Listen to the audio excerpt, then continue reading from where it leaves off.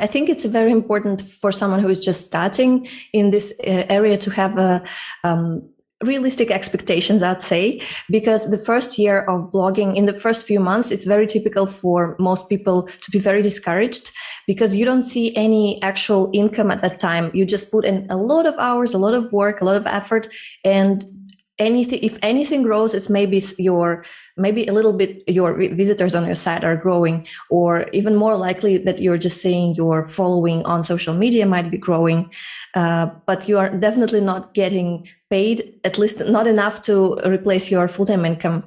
And so in my case, it took me about a year to reach. But again, I have to mention that in different countries, the standards of average income, full-time income are different. So in my case, it was the first time when I received over $1,000. It was actually $1,400, $1,400 basically.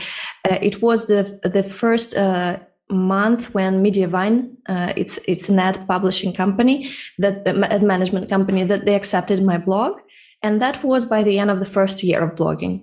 Before that, I already published a few income reports in the first year, but they were always a couple of $100. Maybe the biggest one would be $600.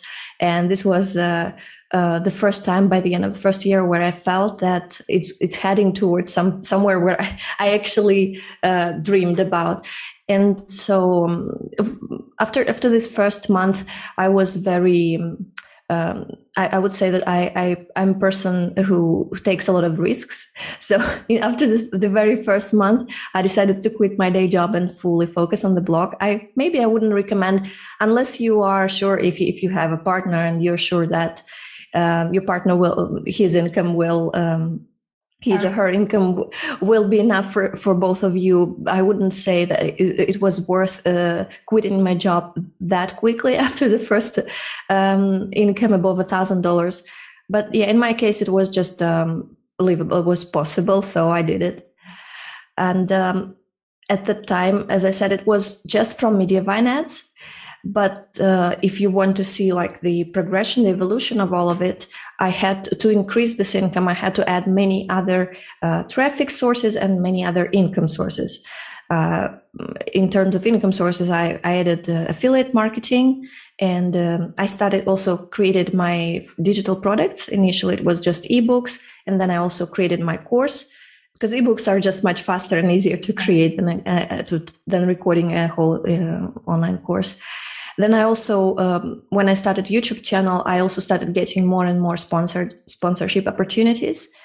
I would say that when you just have a blog, it's harder than if you have also some social media presence, because that's how brands will find you, first through the social media, and then they can also pay for a sponsored post on the blog, but they will first find you on YouTube or maybe on Instagram, something like that.